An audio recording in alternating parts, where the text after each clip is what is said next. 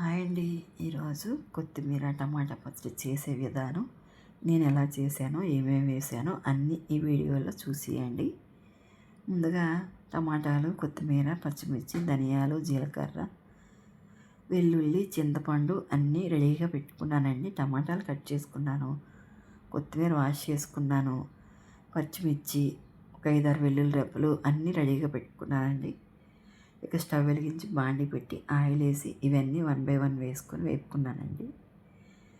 ముందుగా ధనియాలు, జీలకర్ర, వెల్లుల్లి, పచ్చిమిర్చి వేసానండి. ఇవి కొంచెం వేగినాక టమాటాలు కూడా వేసానండి.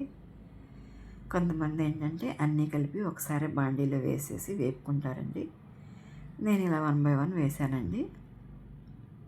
ఇక ఏవైనా టమాటా కూడా వేసా కదండి, టమాటా కూడా వేసిన తర్వాత చింతపండు కూడా వేసానండి. ఇప్పుడు నేనైతే పచ్చడి ఎక్కువే చేస్తానండి.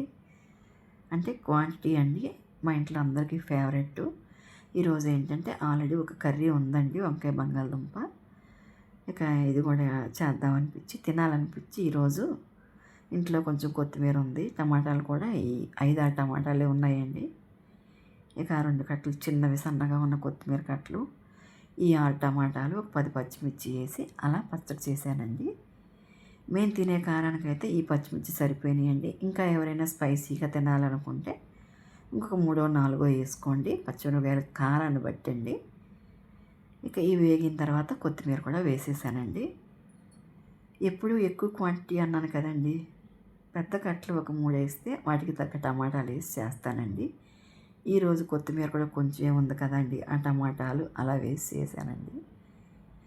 ఇదిగోండి కొత్తిమీర కూడా వేసేసా కదండి, మగ్గిపోయిందండి. ఇంకా తేమ కూడా లేదండి, స్టవ్ ఆఫ్ చేసానండి. కొంచెం పసుపు వేసానండి, ఒక గుప్పిడి కరివేపాకు కూడా వేసానండి. మీకు ఇష్టమైతే కరివేపాకు వేసుకోండి, లేదంటే వేయకపోయినా పర్లేదండి. నాకు ఇలా ప్రతి పచ్చళ్ళలో కరివేపాకు వేయడం అలవాటు అయిపోయిందండి.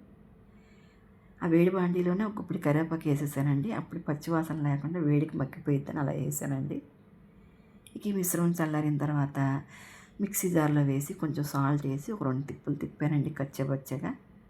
అంటే రోట్లో చేసి పచ్చళ్ళలా ఉంటుందని అలా తిప్పానండి. ఇదిగోండి చూడండి, చూస్తుంటేనే నోరు ఊరిపోతుందండి. ఇక ఈ పచ్చడికి తాలింపు కూడా అవసరం లేదండి.